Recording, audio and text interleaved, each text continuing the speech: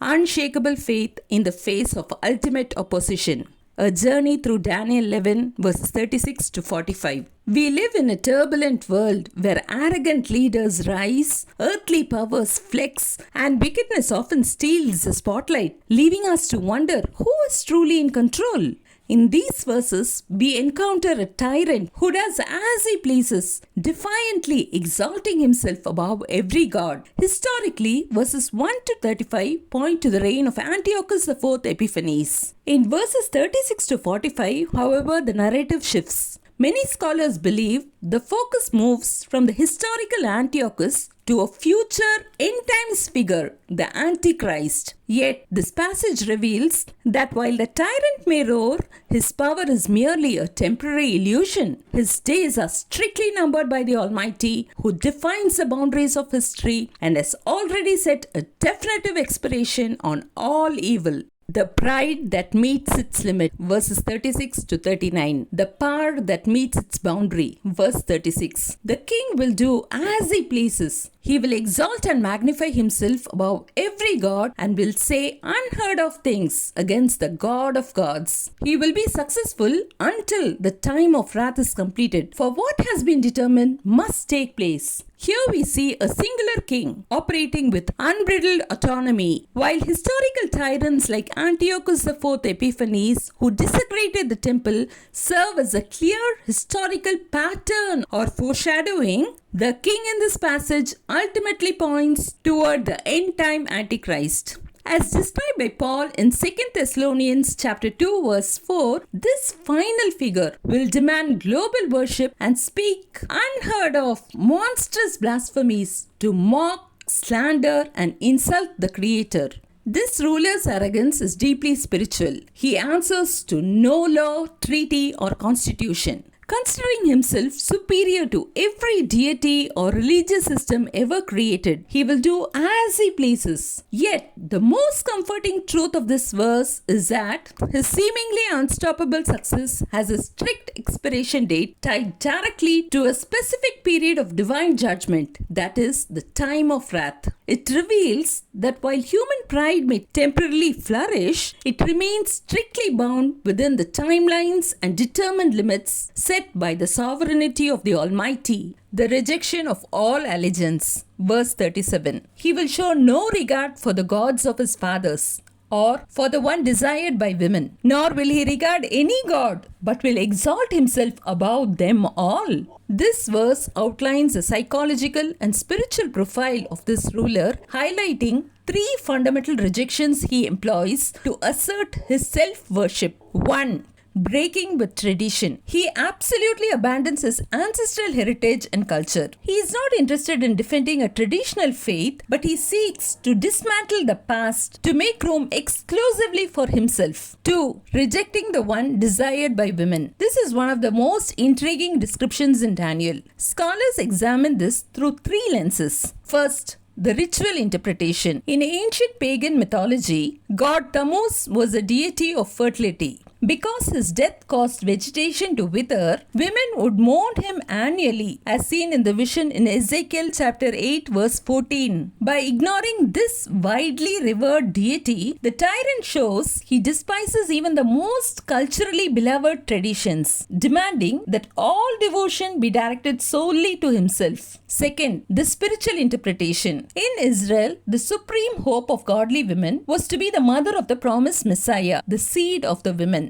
Genesis 3:15. In this light, the king's rejection signifies his utter opposition to the promised Messiah. Third, the natural and literal interpretation. On a human level, this indicates the dictator lacks normal compassion, romance, or the desire for marital intimacy. He possesses a cold, sterile fixation on power, unswayed by the humanizing influences of love or family. 3. Absolute megalomania. That is, an intense obsession with power, greatness, and one's own importance. Most historical tyrants used religion as a tool for control, ruling on behalf of a deity. This This ruler is different. He does not want to be a divine representative. He wants to be the replacement. He demands a monopoly on worship, eliminating all religious competition. The fragile god of human might. Verse 38. Instead of them, he will honor a god of fortresses. Unknown to his fathers, he will honor with gold and silver, with precious stones and costly gifts.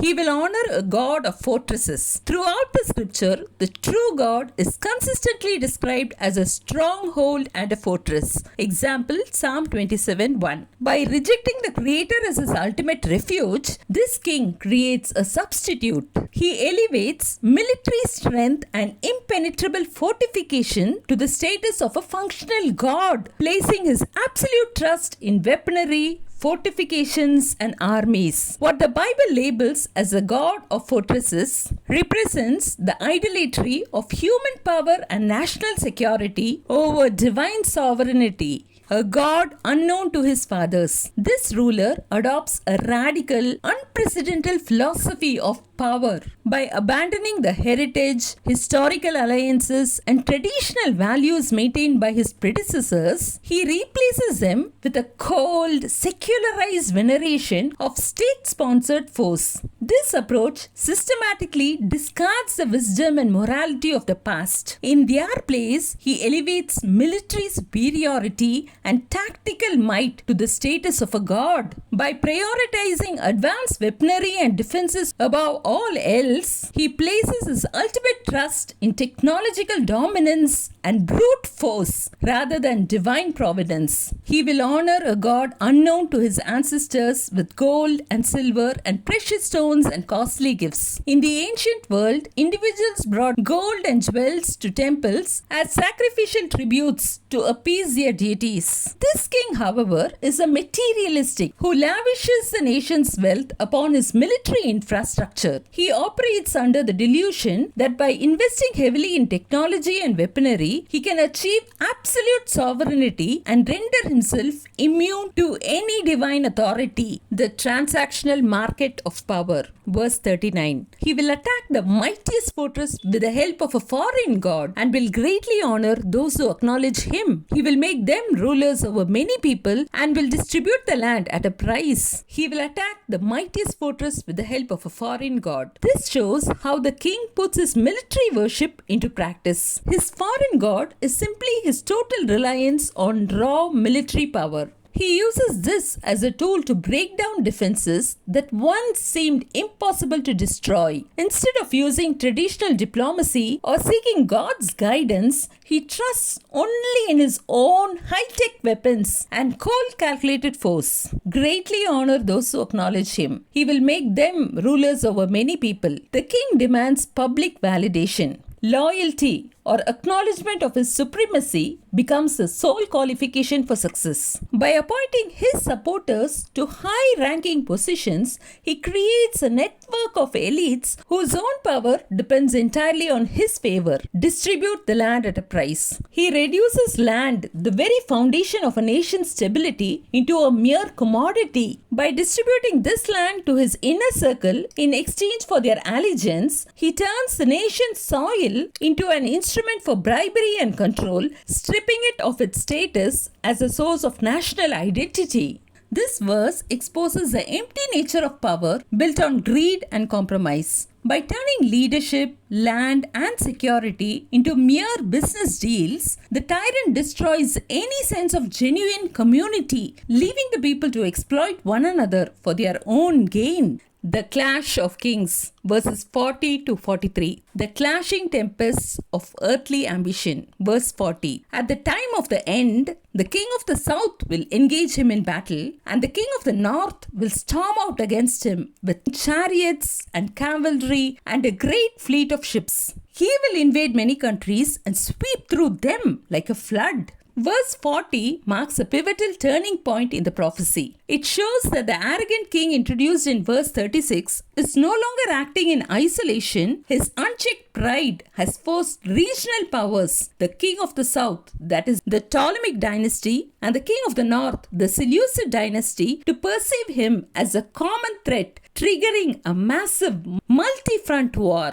the two regional powers unite to act against this self-exalting king. When the king of the south initiates a conflict, the king of the north responds with an overwhelming display of military might, including chariots, cavalry, and a great fleet. This signifies that the king's rise to power has not brought the promised peace. Instead, it has destabilized the entire region and sparked a massive, widespread war. Despite being challenged by two major powers, the king is not easily defeated. He responds with a powerful, destructive strike that sweeps through the nations like a flood. A flood is an unstoppable force of nature that levels everything to its path. Similarly, the king's invasion is characterized by a swift, crushing force that fundamentally reshapes the geography and political landscape of the nations he occupies. The shield of divine exemption, verse 41. He will also invade the beautiful land. Many countries will fall, but Edom, Moab, and the leaders of Ammon will be delivered from his hand. The invasion of the beautiful land, that is Israel, is the ultimate expression of the tyrant's rebellion. By targeting the region most closely associated with the worship of the true God, the tyrant signals that his ambition has moved beyond mere territorial conquest to a direct assault on the sacred, challenging the very sovereignty of the Creator. While this verse records a devastating invasion of Israel where many fall, it simultaneously notes that neighboring nations, Edom, Moab, and Ammon, are mysteriously delivered from the tyrant's grasp. Biblically, this demonstrates that even during a widespread sweeping crisis, God maintains absolute and specific control over events. The tyrant may believe he is acting according to his own unbridled will, but God remains the ultimate authority over who is struck and who is miraculously spared. The deliverance of these nations highlights that the tyrant's flood of power is not truly all-powerful, it is ultimately subject to the boundaries set by the divine. The total submission of nations. Verse 42. He will extend his power over many countries. Egypt will not escape. Historically, this tracks the aggressive expansion of the Seleucid Empire into the wealthy territory of Egypt, demonstrating that even the most formidable and historic economic superpowers can succumb to predatory forces. This military campaign is not a temporary raid, but a calculated establishment of authority. For the tyrant to conquer Egypt signifies that he has effectively neutralized the greatest remaining obstacle to his absolute rule. If Egypt, a regional titan, cannot escape, it underscores that no other power possesses the strength to resist his momentum. The emptiness of material riches. Verse 43. He will gain control of the treasures of gold and silver and all the riches of Egypt, with the Libyans and Nubians in submission. Egypt was historically renowned for its immense wealth accumulated through fertile agriculture and long-standing trade routes. By stripping Egypt of its treasures of gold and silver, the tyrant is not merely winning a war, he is systematically bankrupting his rivals to fuel his own military dominance. By seizing these treasures, he ensures that his god of fortresses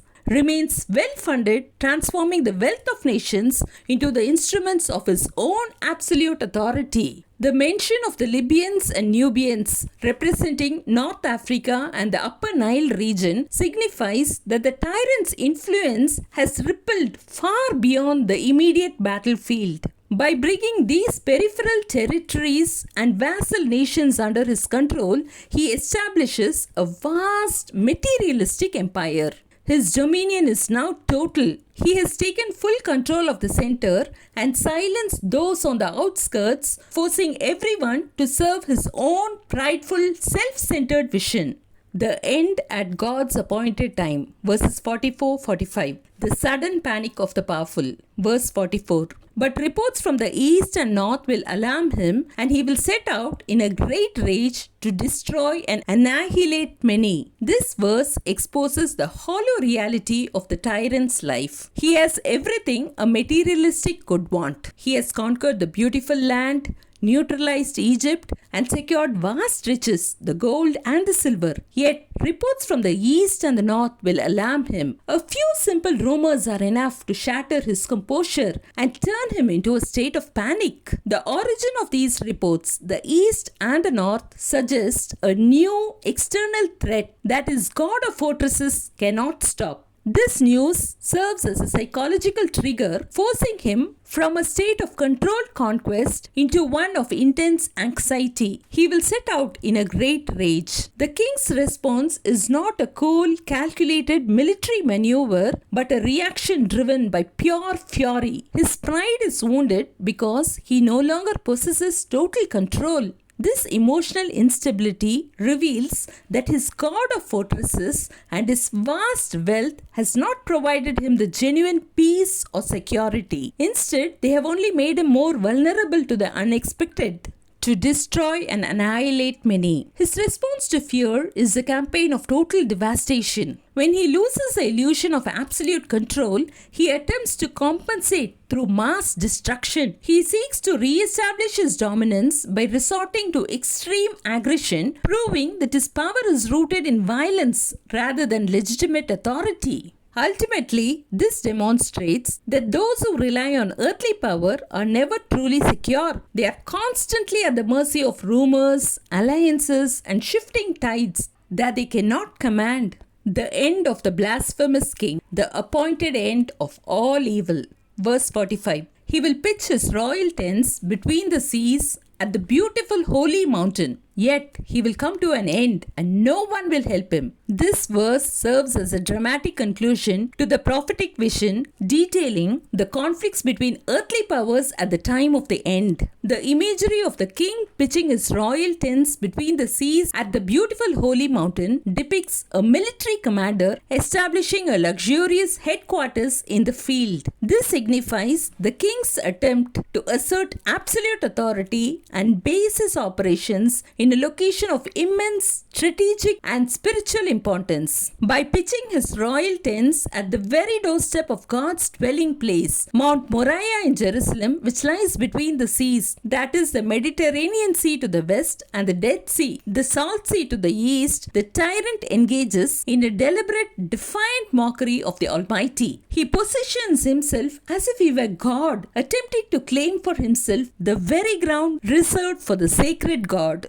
Despite his arrogance, the king's downfall is sudden and absolute. In a dramatic turn of divine justice, he collapses into ruin, rendered helpless and stripped of all earthly power. The final phrase, "no one will help him," underscores the total nature of his defeat. He is completely isolated, denied both of human aid and divine intervention at the moment of his ultimate judgment. Conclusion: the glorious finality of your victory. Pride may roar, power may clash, and fortress may rise high, but all remain bound by God's decree. Every tyrant's throne is temporary, every empire's glitter fleeting, and every enemy's collapse divinely guaranteed. Stand firm in faith, for the Almighty writes the final chapter. Your victory is secured, your breakthrough unstoppable.